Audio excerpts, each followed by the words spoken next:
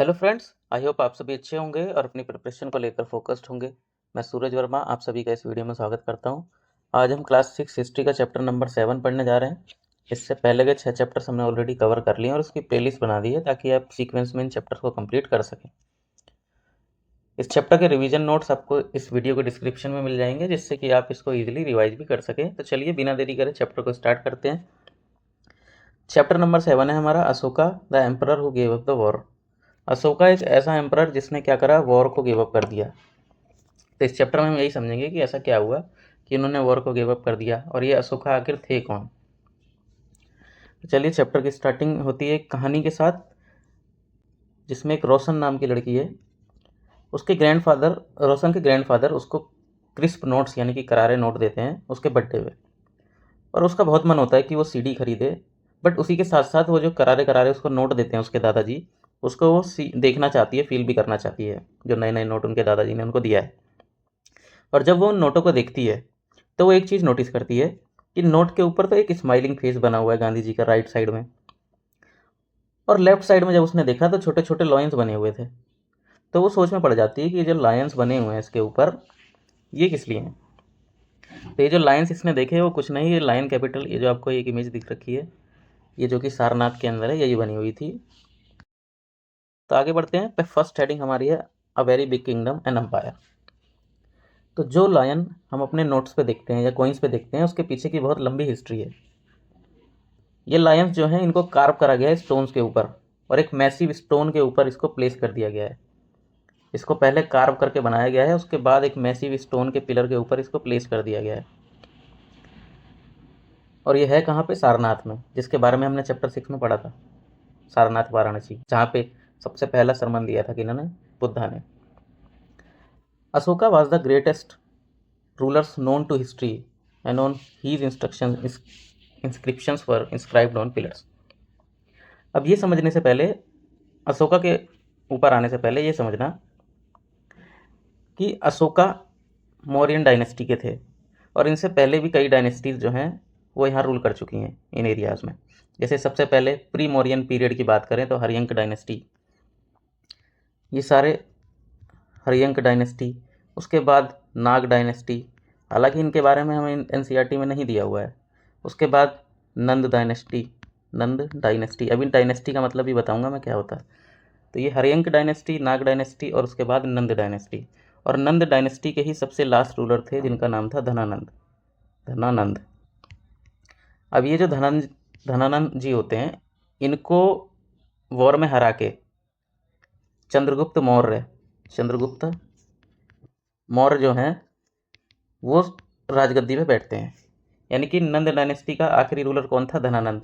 उनको हरा दिया जाता है चंद्रगुप्त मौर्य के द्वारा। और चंद्रगुप्त मौर्य जो हैं वो अशोका, ये जो अशोका जिनके बारे में हम आज इस चैप्टर में पढ़ रहे हैं, उनके दादाजी थे। तो यहाँ डायनेस्टी का मतलब समझ लेना, उसके बाद हम आगे बढ़ेंगे। जब सेम फैमिली के मेंबर्स रूलर्स बनते जाते हैं एक के बाद एक, जिस तरीके से नंद डायनेस्टी के थे धनानंद, उसके बाद उनको हरा के कौन बना, चंद्रगुप्त मौर्य। तो ये चंद्रगुप्त मौर्य, क्योंकि ये इस फैमिली के नहीं थे, इसलिए अब जो नई फैमिली आई उसको बोला गया मौर्य डायनेस्टी। तो डायनेस्टी का मतलब है जब सेम फैमिली के मेंबर जो है एक के बाद एक रूल करते जाएं, तो उस फैमिली को ही ऑफनली बोलते हैं डायनेस्टी।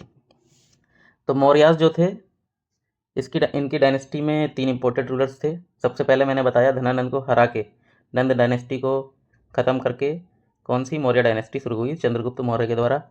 फिर उनके सन होते हैं बिंदुसार, और फिर उनके सन होते हैं अशोक, जिनके बारे में हम इस चैप्टर में पढ़ने वाले हैं।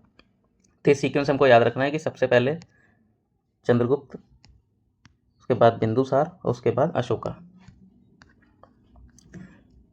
तो वही अशोका के बारे में हमको बता रहा है कि ये जो है ग्रेटेस्ट रूलर थे जिनको हिस्ट्री में जाना जाता है। और इनके जो मैसेजेस होते थे, इनकी जो इंस्ट्रक्शंस होती थी, वो इंस्क्राइब कर देते थे इंस्क्रिप्शन के ऊपर। और इंस्क्रिप्शन जो है हमने फर्स्ट चैप्टर में ही पढ़ा था कि इंस्क्रिप्शन का मतलब क्या होता है। ये हार्ड सर्फेसिस पे लिखी जाती हैं, चाहे वो रॉक हो चाहे मेटल हो।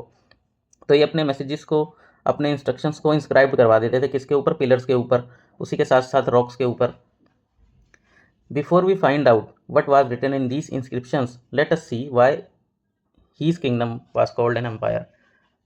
अब इससे पहले कि हम समझे कि इन इंस्क्रिप्शंस के ऊपर लिखा क्या होता था, हमसे कहा जा रहा है कि हम पहले समझते हैं कि इसको हमने एम्पायर क्यों कहा।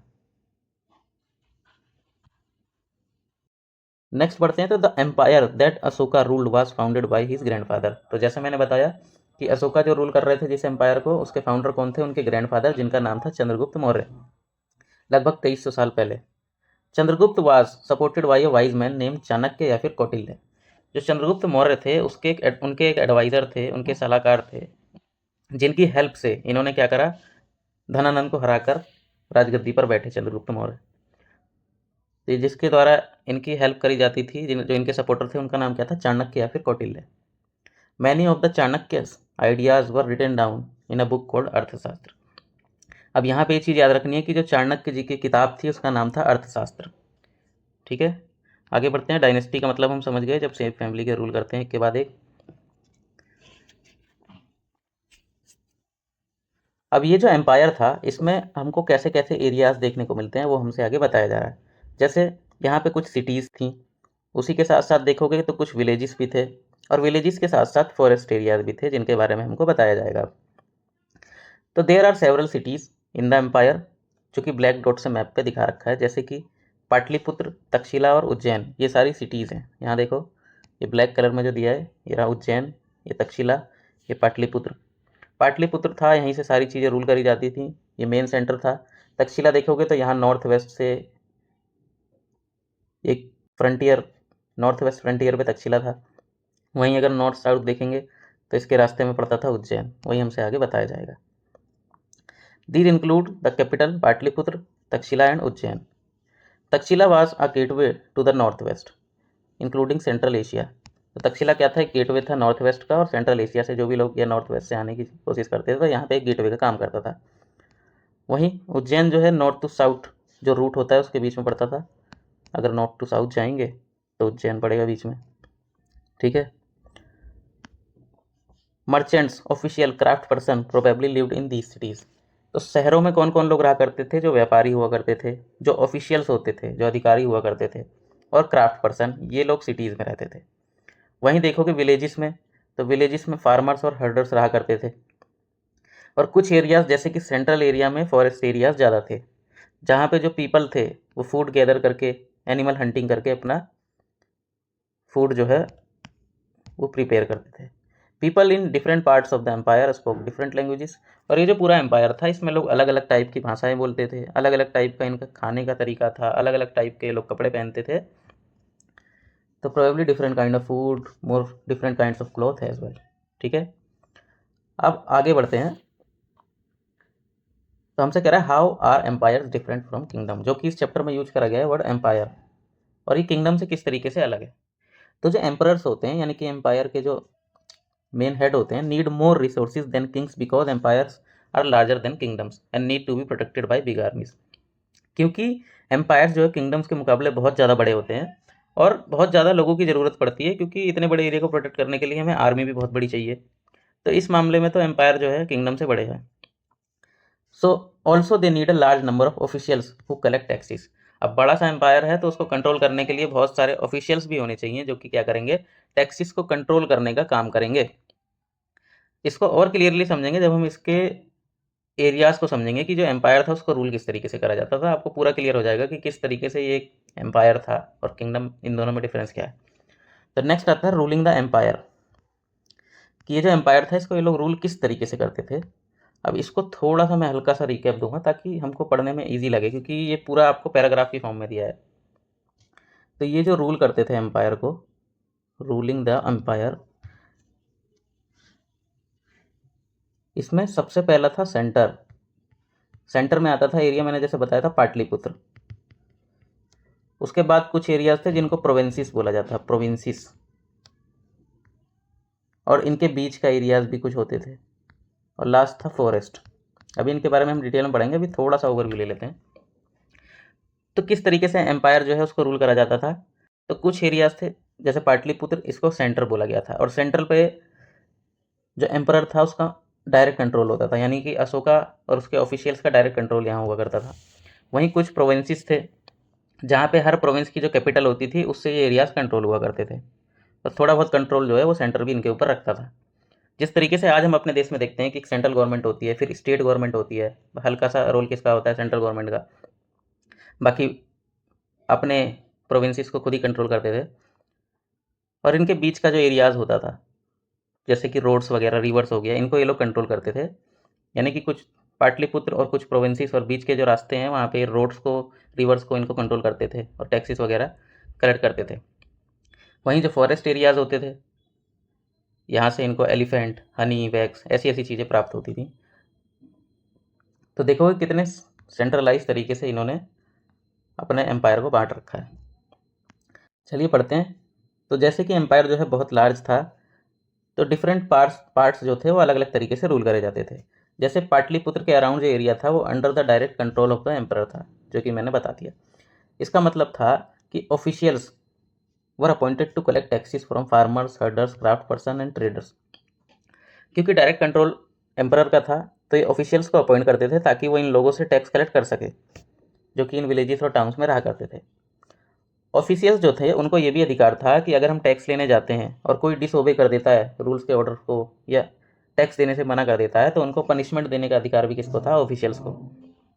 और बहुत सारे ऑफिशियल्स ऐसे थे जिनको सैलरी भी मिलती थी, और मैसेंजर्स जो हैं इधर उधर भेजे जाते थे जो कि पूरी एरिया की खबर रखते थे, और उसी के साथ साथ इन जो ऑफिशियल्स हैं ये अपनी पावर का मिसयूज ना कर सकें, इसलिए स्पाइस यानी कि खुफिया जासूस इनके पीछे लगा दिए जाते थे, ऑफिशियल्स के पीछे। और ऑफ कोर्स ये जो ऑफिशियल्स थे, इन सबको सुपरवाइज कौन करता था? एम्परर। किसकी हेल्प से? With the help of member of the royal family and senior ministers.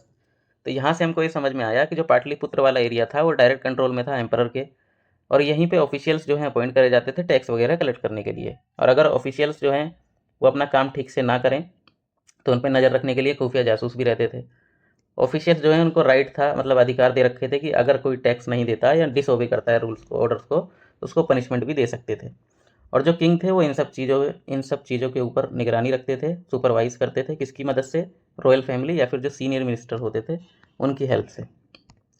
अब जो सेकंड एरियाज थे उनको बोला जाता था प्रोविंसेस, और ये सारे प्रोविंसेस जो प्रोविंशियल कैपिटल होती थी, जैसे कि तक्षशिला या फिर उज्जैन, उस कैपिटल के थ्रू ये कंट्रोल किए जाते थे। Although there was some amount of control from Pataliputra, हालांकि सेंट्रल जो इनकी गवर्नमेंट थी उसका भी कुछ अमाउंट ऑफ कंट्रोल होता था। And royal princes were sent as governor, local customs and rules probably followed. और जो प्रिंसेस हुआ करते थे, जो राजकुमार होते थे ना, इनको इन सारे प्रोविंसेस में एज अ गवर्नर अपॉइंट कर दिया जाता था। तो जो लोकल कस्टम और रूल्स जो हैं वो प्रोबेबली उस एरिया के हिसाब से फॉलो होते थे। तो यहाँ से समझ में आया प्रोविंसेस जो हैं वो प्रोविंशियल कैपिटल से रन होते थे, और यहाँ पे प्रिंसेस को governor, as a governor appoint करा जाता था। बिसाइड्स, उसके अलावा देखेंगे तो कुछ एरियाज इनके बीच में थे। ये जो पाटलिपुत्र था और ये जो प्रोविंसेस था, इनके बीच के जो एरियाज थे, यहाँ मौर्याज ट्राई करते थे कंट्रोल करने का रोड्स और रिवर्स को। तो ये रोड्स और रिवर्स को कंट्रोल इसलिए करते थे क्योंकि मेन कैपिटल से प्रोविंशियल कैपिटल या फिर प्रोविंसेस में जाने के लिए जो रास्ता है उसको प्रोटेक्ट करने की ज़रूरत तो है ही। Which were important for transport and to collect whatever resources were available as tax and tribute. और इसलिए भी ज़रूरी था क्योंकि ट्रांसपोर्ट भी ईजिली ट्रांसपोर्ट के लिए इसको कंट्रोल करना ज़रूरी था, उसी के साथ साथ रिसोर्सेज जो होते थे उनको कलेक्ट करने के लिए भी। फॉर एग्जाम्पल, अर्थशास्त्र हमको बताती है कि नॉर्थ वेस्ट इम्पोर्टेंट था ब्लैंकेट के लिए, साउथ इंडिया जो है वो गोल्ड के लिए इम्पोर्टेंट था और प्रीशियस स्टोन्स के लिए। और ये पॉसिबल है कि ये सारे रिसोर्सेज जो हैं ट्रिब्यूट की तरह कलेक्ट करे जाते थे। अब यहाँ एक चीज़ समझनी है कि सबसे पहले हमको टैक्स का मतलब समझाया कि रेगुलरली टैक्स लिया जाता था लोगों से। अब यहाँ वर्ड आया ट्रिब्यूट। तो ट्रिब्यूट को हम बोलते हैं, अगर हिंदी में समझे तो नजराना, या फिर इसको भेंट बोला जाता है। भेंट जो है, नजराना जो है, ये रेगुलर बेसिस पे नहीं लिया जाता, जब पॉसिबल होता है जब ये चीज़ें ले ली जाती हैं। जैसे मान लो किसी इलाके में गवर्नमेंट ऑफिशियल्स, मतलब राजा के ऑफिशियल्स किसी इलाके में गए, तो वहाँ का जो राजा है वो क्या करेगा, उनको रिस्पेक्ट देने के लिए या फिर उनका सबमिशन, लॉयल्टी शो करने के लिए इनको कुछ ना कुछ एज अ गिफ्ट दे देगा, तो इसको ट्रिब्यूट बोला जाएगा। आगे वही हमको एक्सप्लेन कर रखा है meaning of tribute. Unlike taxes which were collected on a regular basis, tribute was collected as and when it was possible. तो जिस तरीके से टैक्सेस रेगुलरली कलेक्ट करे जाते थे, ट्रिब्यूट जो है वो रेगुलरली नहीं कनेक्ट करा जाता था, या ओकेशनली इसको कलेक्ट करा जाता था।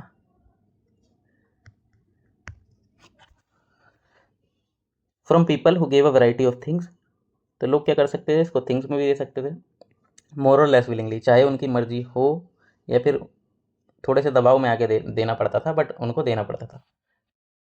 तो ये जो ट्रिब्यूट होती थी, ये क्या होती थी? टैक्स या फिर वैल्यूएबल ऑफरिंग्स, जो कि पावरफुल रूलर्स को as a sign of loyalty या सबमिशन पे करी जाती थी। There were also the forest region. तो कुछ एरियाज जो थे फॉरेस्ट थे।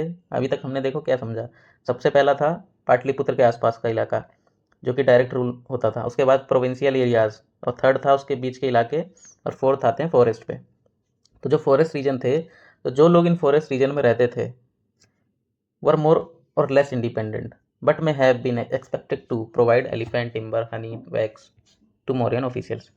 तो मोर और लेस देखें तो कुछ एरियाज ऐसे थे जहाँ पे ये लोग इंडिपेंडेंट भी थे, और थोड़े बहुत एरियाज थे जहाँ पे ये लोग कंट्रोल भी करते थे।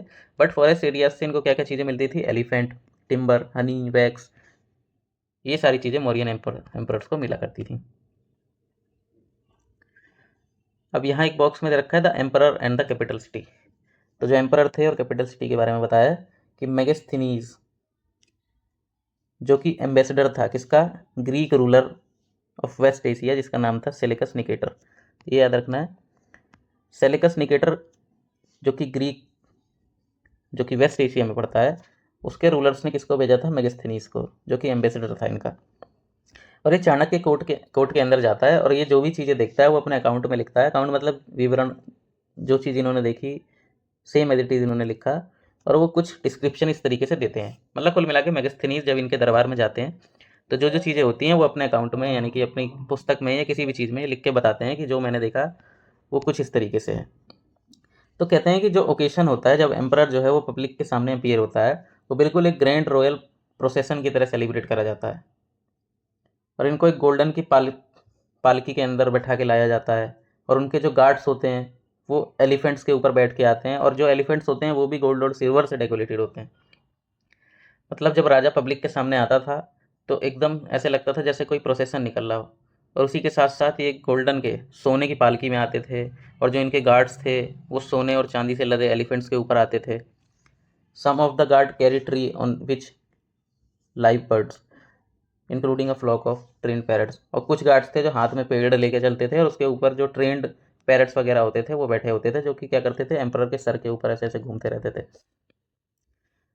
The king is normally surrounded by armed women, sorry, इनके चारों तरफ जो है आर्म्ड वीमेन होती थी, क्योंकि ऐसा हो सकता है कि इनको डर लगता था कि कोई इनको किल ना कर दे। तो कुल मिला के प्रोटेक्शन के लिए आर्म्ड वीमेन होती थी इनके चारों तरफ, और एक स्पेशल सर्वेंट था जो कि टेस्ट करता था फूड को बिफोर ही ईट्स, उनके खाने से पहले, और वो एक बेडरूम में 2 रातों से ज़्यादा नहीं बिताया करते थे।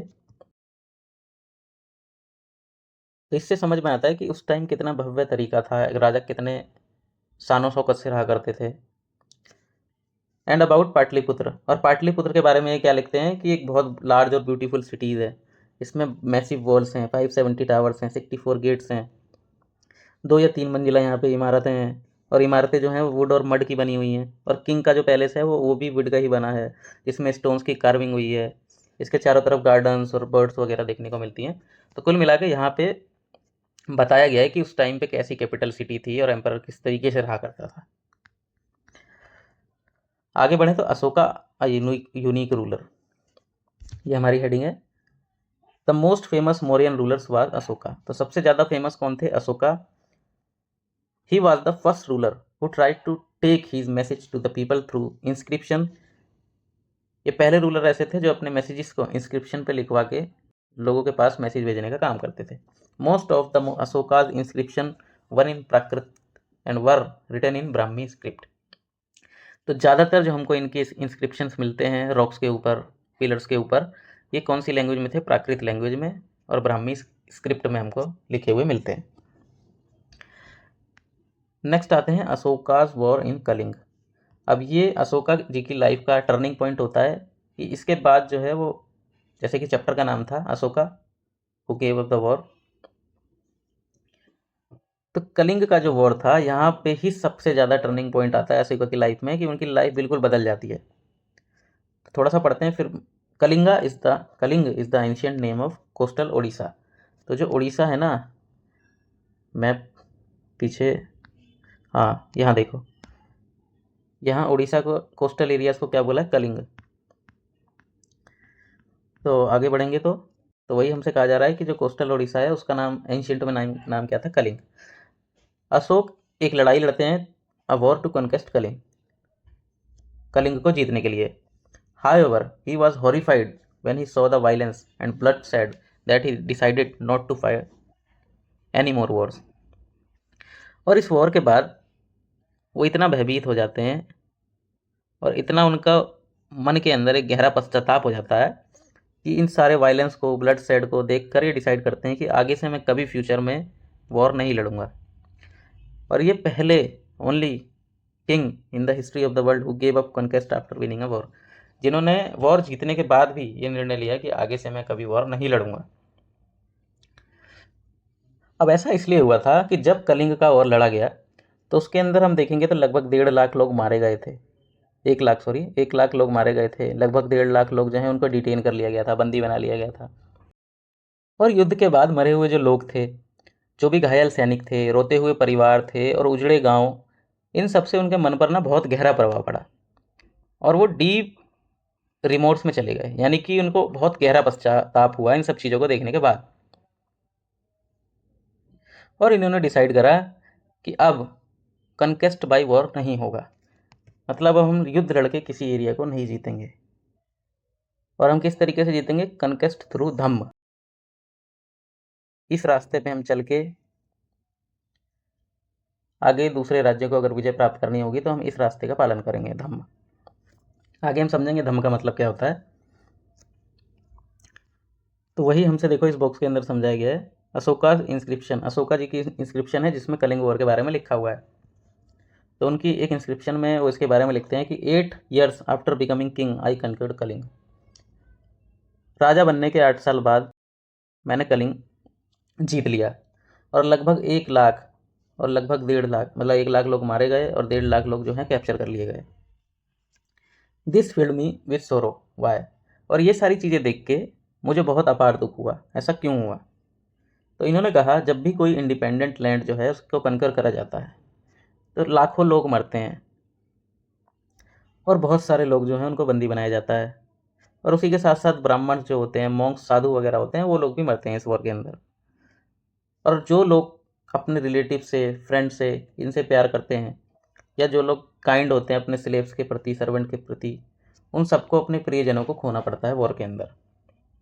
इसी कारण से मैं सैड हूँ और मैंने डिसाइड करा है कि अब मैं धम्म को ऑब्जर्व करूँगा और दूसरे लोगों को भी टीच करूँगा कि वो धम्म को फॉलो करें। तो ये धम्म का मतलब क्या है? सॉरी, इसको हम कह सकते हैं मोरल कोड ऑफ कंडक्ट। तो धम्म का सिंपल मतलब ये था कि जो मोरल वैल्यूज़ होती हैं और पीस होता है वो वायलेंस से अच्छा होता है। तो अशोका ने यही सोचा कि अब जो है मैं धम्म को फॉलो करूँगा, उस मोरल वैल्यूज़ को फॉलो करूँगा, उसके साथ साथ दूसरों को भी सिखाऊंगा इस चीज़ को फॉलो करने के लिए। I believe that winning people over through Dhamma is much better than conquering them through force. तो वही इनसे कहा जा रहा है कि नैतिक तरीके से अगर हम कनकेस्ट करेंगे तो वो ज़्यादा अच्छा है, instead of conquering them through force. I am inscribing this message for the future so that my son and grandson after me should not think about war।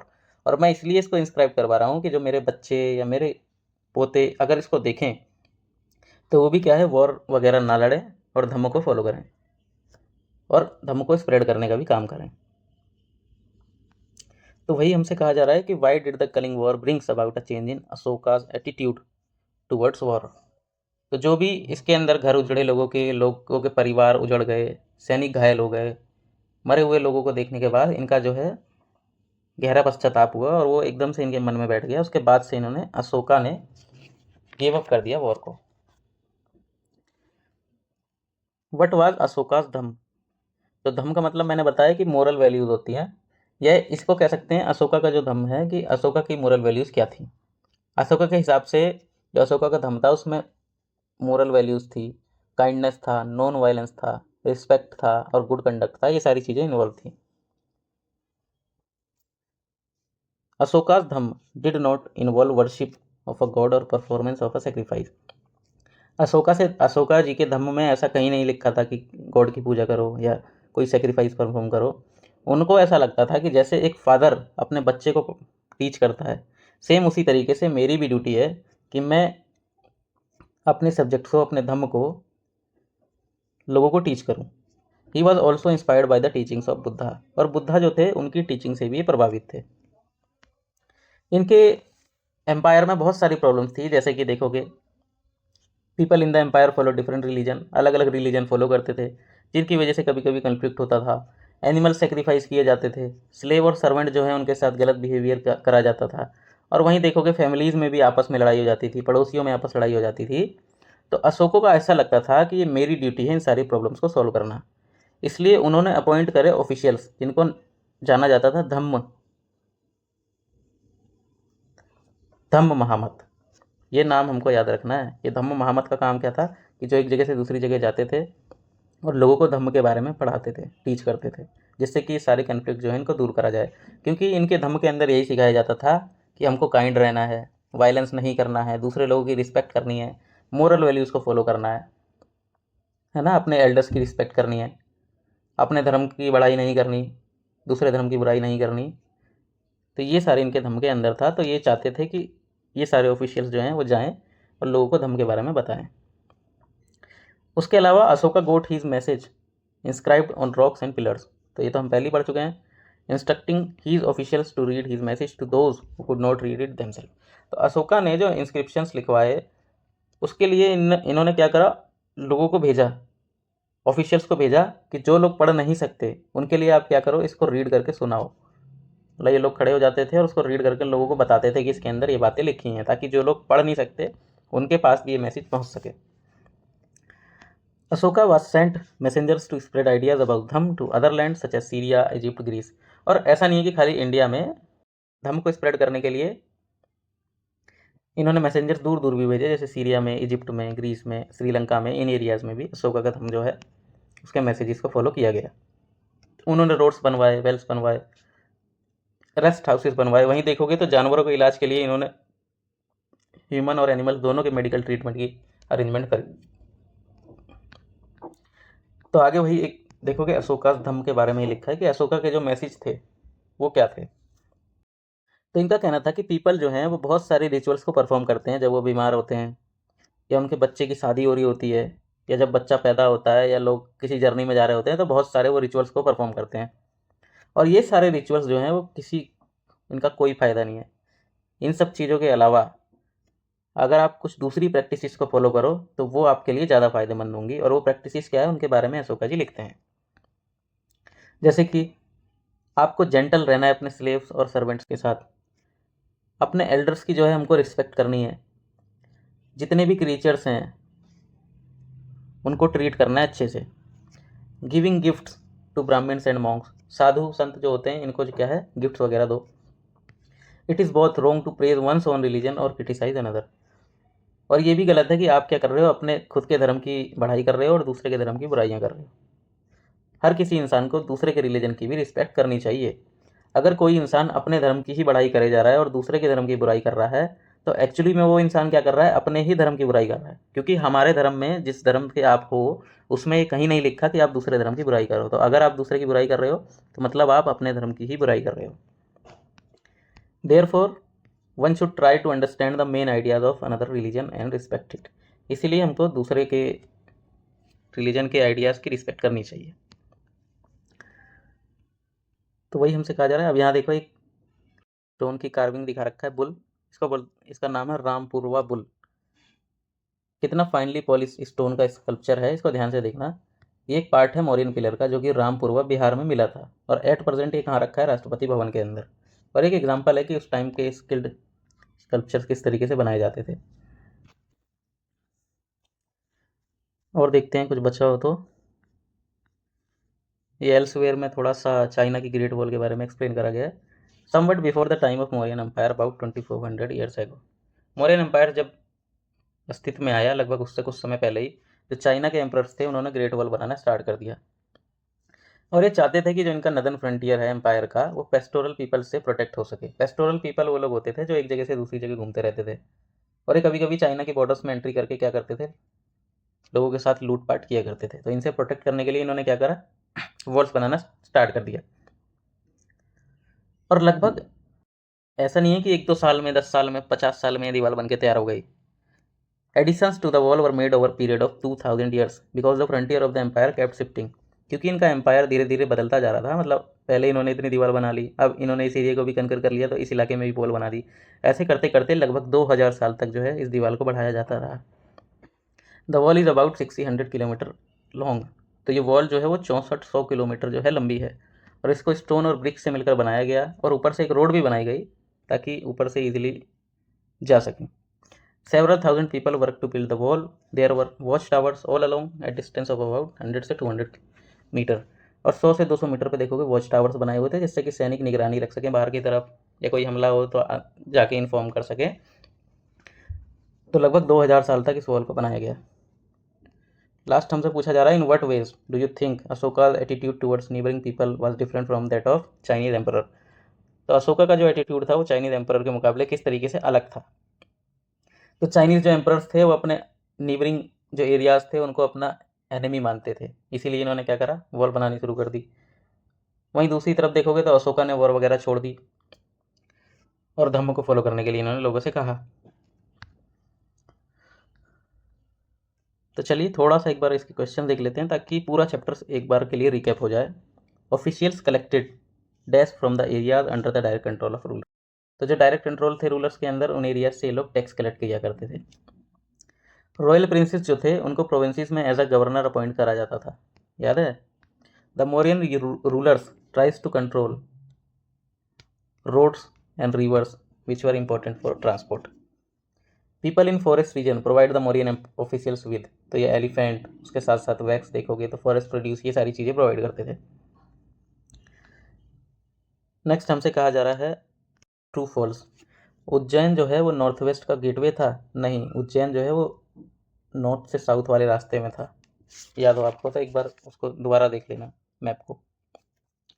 Chandragupta जी के जो आइडियाज़ थे वो अर्थशास्त्र में लिखे हैं, नहीं, अर्थशास्त्र में तो कौटिल्य इनके आइडियाज़ के बारे में लिखा है।